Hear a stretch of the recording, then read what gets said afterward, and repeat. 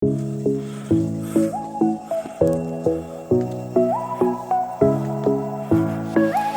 hianin hei zoo ah kan kal mek a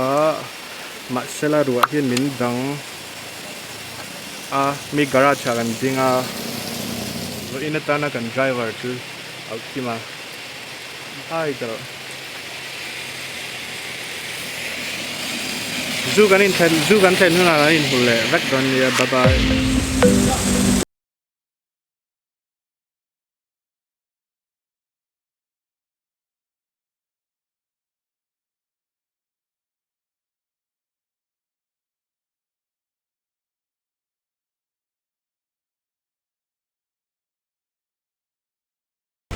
Tlai dar thuma ticket counter hin khara Monday changa Saturday thleng anin hong ani ama sabera chuan sa huan lu na gate kan thlenga chuanin tila hianin zampu le mantara phalna nei lo tan lir thei tlan lu phal ani lo no entry for all vehicles without permission sa huan kan lu chi hianin map te photo booth te onga chuan kalje lui thei thil ken lu phal ken lu le ti khap tlet ani ramsa chai le chopek khap ani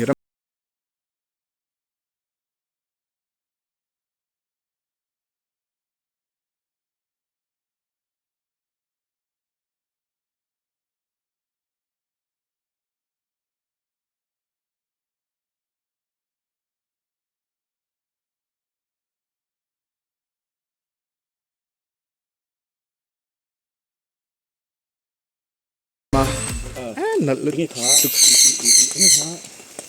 para ki chen lo khu chu mizo train ka shalo hi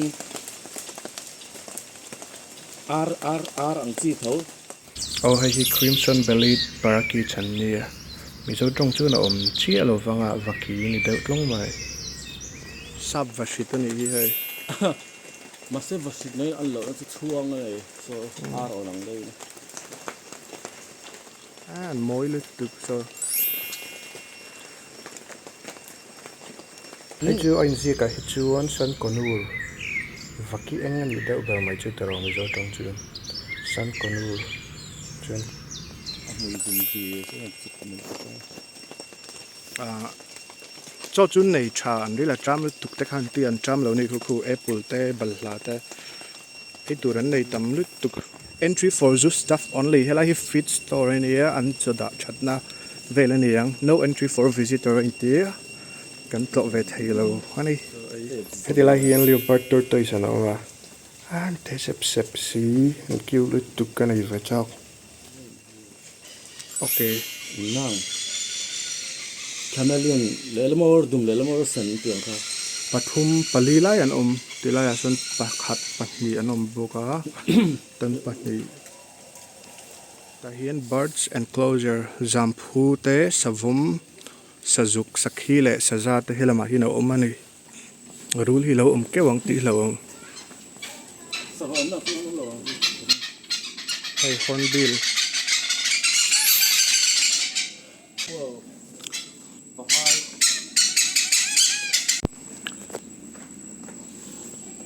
ki vachin parrotchin betlat ma ayang kal mai pa chope kan be sei lutuk nuts khape ya nat san ei lawang ni chun fruit san ei hi vahai vashit mizo sava Himalayan black bear savum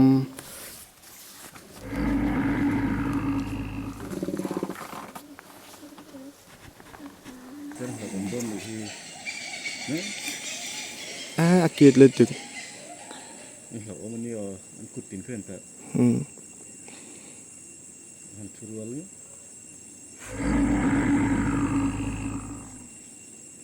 hatela hian zampu don't think animal something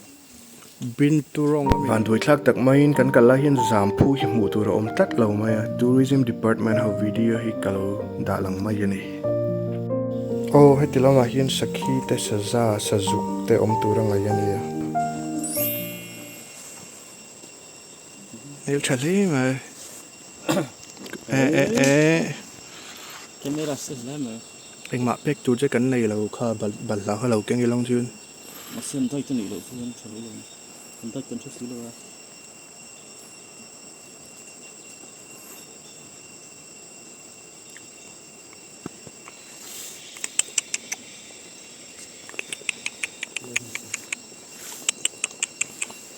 chân để được thil pek cái vật chắc om fe rawn chuak chắc le tuk thei cha iran solo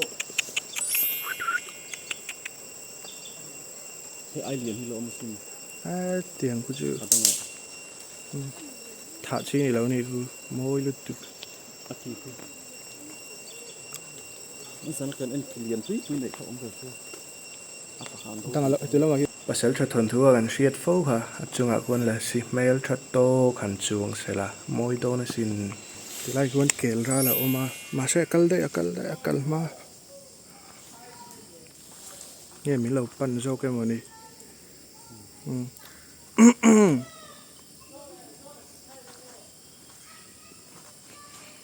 thể hơn kể tên là chuyện gì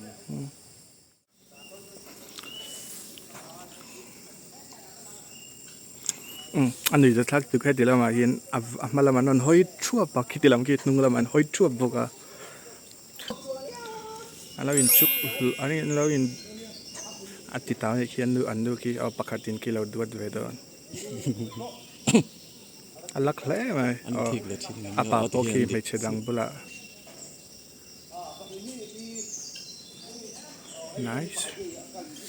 hết thì là hi sava đằng anh sava nghe anh sava nghe vashita này em và vú lâu lâu arti thật thôi anh sava nghe gần hết chị lâu à khi chua thật thế à thọc chọc đây kia thấy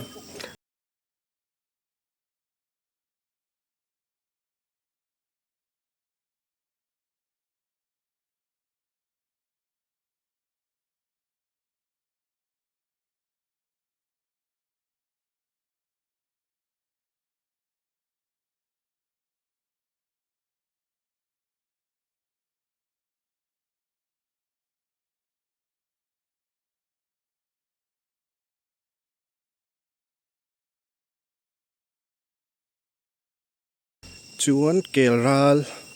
saphai te sangar sawak jungle cat telpui tortoise le saku an oma bengvar e in shalomem tại sao tự nhiên cái gì cái đó cái mấy anh này lâu mấy bù giống mấy bù này anh là này tu lực thực thì là em ô so anh thì đó hinin nong tu te thì cái tụi này reptiles how an oma cái này phải được đó hay phong miệt pui này hi soi makan tum mấy taro sen pui thì là hiện reptiles an oma sawak jungle cat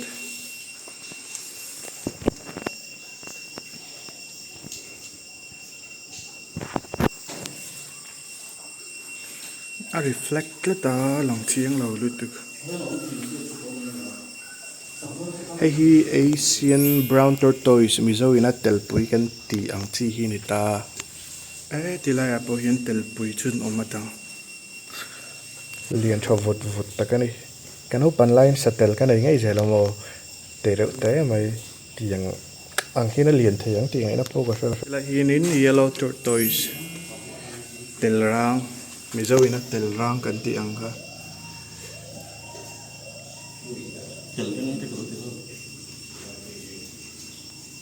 có thể hưởng không thế là hiện anh nghe là chia trên ta các hú là python sắp hai này hơn tao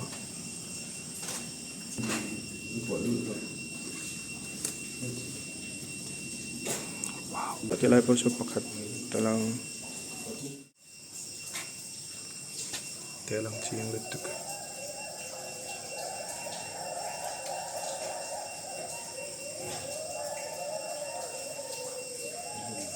Dong til tê la hmu lo tan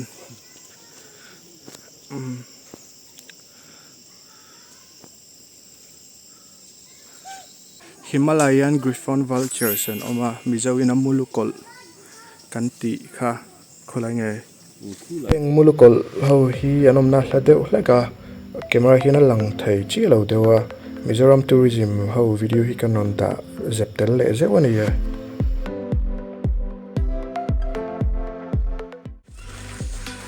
Benchang su tu tri yang chana rom kal do Voin hinga ti te nge na omnivorous sun kasi sapon eh ta kona tang pat ni an puka di pagkati na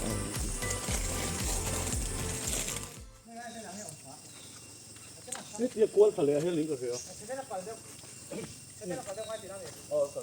Tahian wild boar mizo ina sangal kan ti kha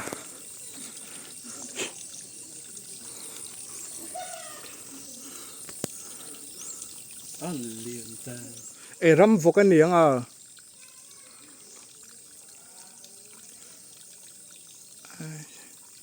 bula hian chon ei ve thawa pasal thathon thua kan hriat thin kha la ka ro heta chirain bual ki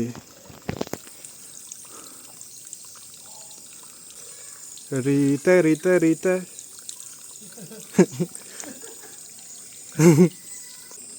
hay vok in bual na han ti thin vok in bual ang mai an ti thin ka tong upain ilunga lenga mi ya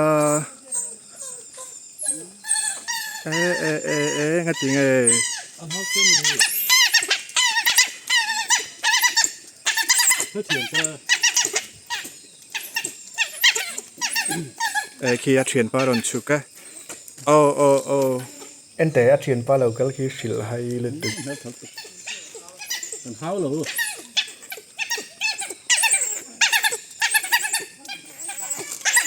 ngati ne nai nei mi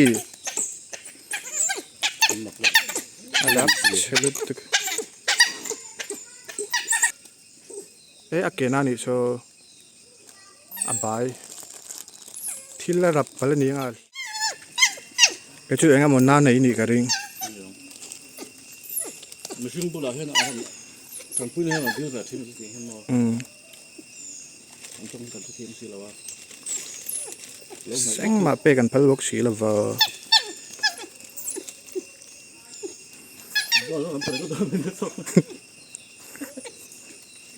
min zui zel hai không ai thak om lu tu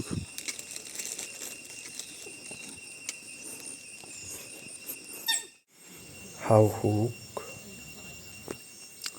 Andai da hian fruit leaf shoot insect and bird eggs anita hian om la hmun junior kan kala hianin thing hlia hian an om chara hmu thein an om lova he video po hi James vlog di YouTube channel pakhatina upload to nu nita azara tien kan lo thlir thei ve phani how hukin lo omem chu ka chi lawa ma seng tit so chuan lo pang te kiu dewa ang kokunga wani so trong upa in zong tur ai nga win a tur an lo ti thin ka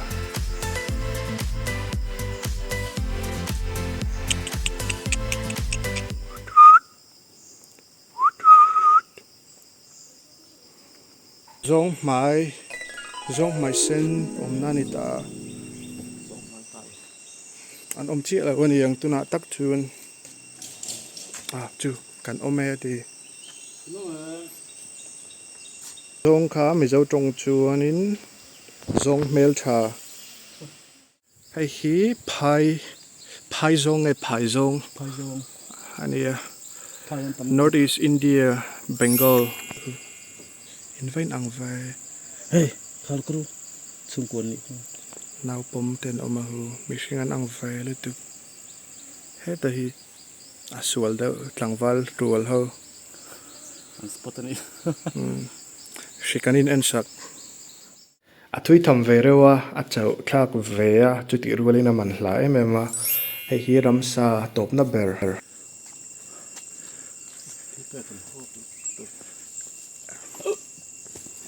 min hlau ni yang ya jong rual engei kha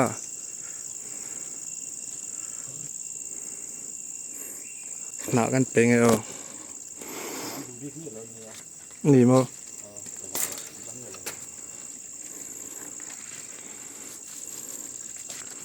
kha lạc răng hi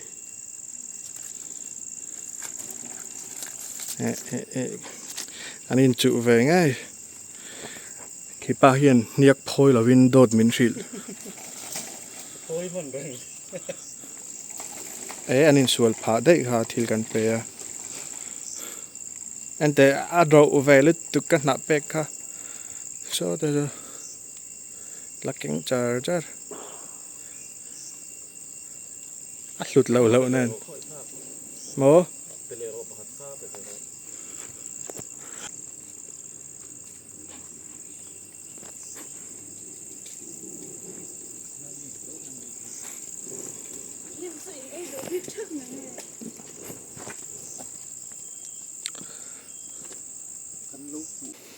thế tại hiện giống máy thần rare species anh ý hay giống máy thần rare species còn là đang ốm lẩu cùng ultra rare ultra rare pro max the only species hi chuan a kong tikha an mi zo ram Aizawl Zoological Park ramsa ho ju kan en zo ta ki pui ki ta ki pui a chuak bal